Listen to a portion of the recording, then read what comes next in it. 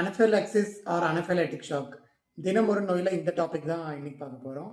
So இது வந்து ஒரு அலர்ஜிக் ரியாக்ஷன் இல்லை அலர்ஜிக் கண்டிஷன். அதாவது அனஃபைலாக்டிக் ஷாக் அப்படின்னா ஹைப்பர் சென்சிட்டிவிட்டி ரியாக்ஷன் சொல்லுவாங்க.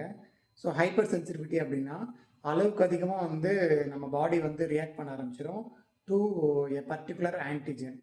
அதாவது சிம்பிளாக சொல்லணும்னா நம்ம ஜென்ரலாக கேள்விப்படுவோம் இல்லையா, இவர் வந்து இதுக்கு அலர்ஜிக். ஃபார் எக்ஸாம்பிள் நிறைய பார்த்தீங்கன்னா பீனட் அலர்ஜி வந்து அதிகப்படியான பேருக்கு பார்க்க முடியும். அந்த மாதிரி ஒரு சிலருக்கு ஒவ்வொரு பொருட்கள் அலர்ஜி ஆகும். ஒரு சிலருக்கு வந்து இந்த லேட்டெக்ஸ் பொருட்கள் அதெல்லாம் வந்து அவங்க ஸ்கின்ல பட்டுச்சுனாலோ இல்லை மேலே பட்டுச்சுனாலோ அலர்ஜி ஆகும். அந்த மாதிரி வந்து அலர்ஜன்ஸ் வந்து ஒருத்தங்க கூட ரியாக்ட் பண்ணி ஹைப்பர் சென்சிட்டிவிட்டி உருவாச்சு அப்படின்னா அதுதான் வந்து அனஃபைலாக்சிஸ் ஆர் அனஃபைலாக்டிக் ஷாக்குன்னு சொல்லுவாங்க. அது ஏன் அனஃபைலாக்சிஸ் ஷாக்குன்னு சொல்கிறாங்க அப்படின்னா, இந்த அனஃபைலாக்சிஸ்னால ஃபைனலாக வந்து ஷாக்னா வந்து circulatory failure. So blood flow வந்து வைட்டல் ஆர்கன்ஸ்க்கு சரியாக போகாமல் இருக்கும். அதனால் இது வந்து அனஃபைலாக்டிக் ஷாக்குன்னு சொல்கிறாங்க. அண்ட் இது வந்து ஸ்டேஜ் வைஸ் வந்து டிவைட் பண்ணுவாங்க.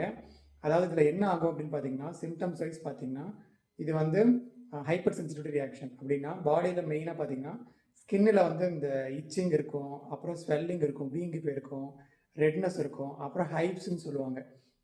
ஹைப்ஸ்ன்னா சின்ன சின்னதாக செகப்பாக கொப்பளை மாதிரி அந்த ஸ்கின் மேலே இருந்து பொத்துட்டு வரும். ஸோ இந்த மாதிரி வரதெல்லாம் வந்து ஹைப்ஸஸ், இச்சிங், ஸ்வெல்லிங் இதெல்லாம் வந்து ஸ்கின்னில் ஏற்படும். இதெல்லாம் பார்த்திங்கன்னா நம்மளோட ஏர்வே வந்து பாதிக்கப்படும். That is because of excessive release of histamine. So histamine வந்து அதிகமாக ரிலீஸ் ஆகிறதுனால ஏர்வே வந்து சரியாக சுவாசிக்க முடியாமல் இருக்கும்.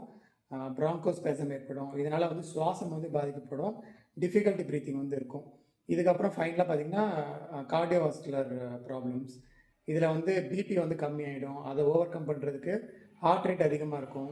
ஸோ இந்த மாதிரி டைமில் வந்து நமக்கு கார்டியாக் ஷாக் ஏற்படுறதுக்கு வாய்ப்பு இருக்குது. இதனால தான் இது வந்து ஒரு லைஃப் த்ரெட்டனிங் கண்டிஷன் சொல்லுவாங்க. ஸோ இது வந்து மெயினாக ஏற்படுறதுக்கான காரணம் வந்து அலர்ஜென்ஸ் தான்.